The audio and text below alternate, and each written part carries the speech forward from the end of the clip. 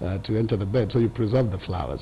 But if you think of this symbolism, the idea is that when you get home, you're supposed to tell that today I'm good.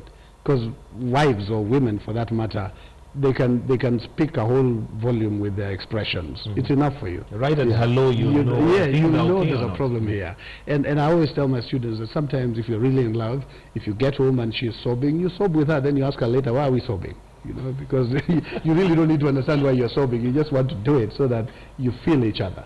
But I guess the idea of clarity, like we keep saying, is what matters the most. If you say, I like football, and then the wife says, okay, fine, Terra Nova, those two things they watch start at 8:30, football ends at 8:45, so you have to miss 15 minutes of football. Then you say, okay, that's a good deal. So you agree, you watch your football up to 8:30, and then whatever it is that starts at that time has to give way, your football has to give way.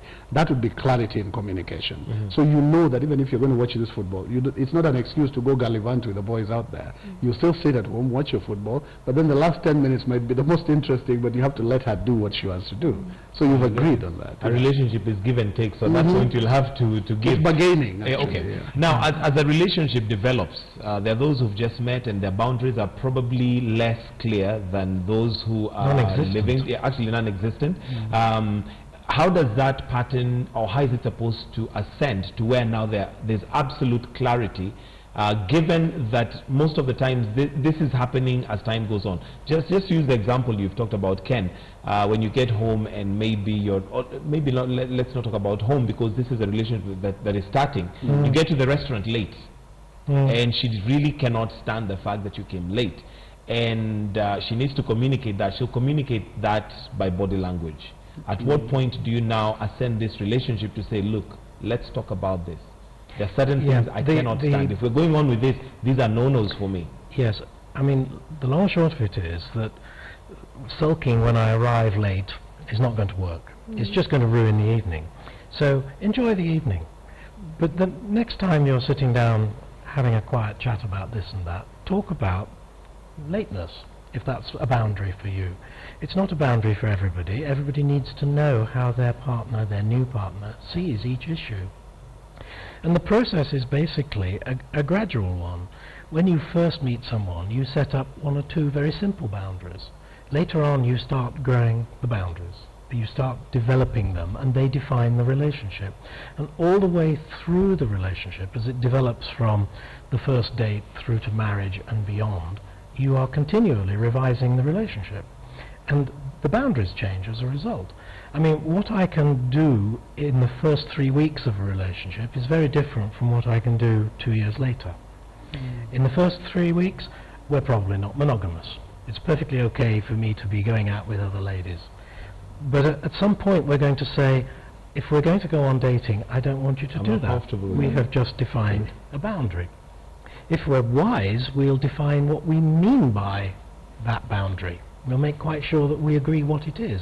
Otherwise, you run into the sort of problem she described, you know. Don't spend too much money. What's too much? You've got to actually place the boundary.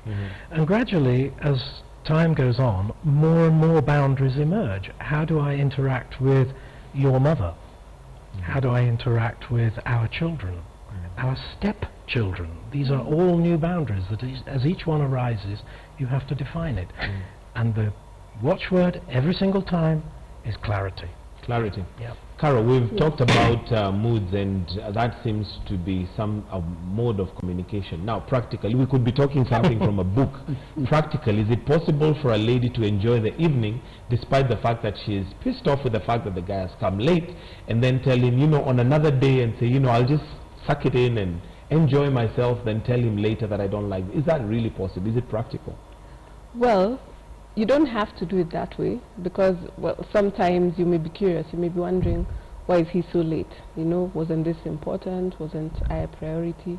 So instead, how about, instead of sulking inside or criticizing, coming up with a comment like, it's so nice you made it on time, was the traffic really bad?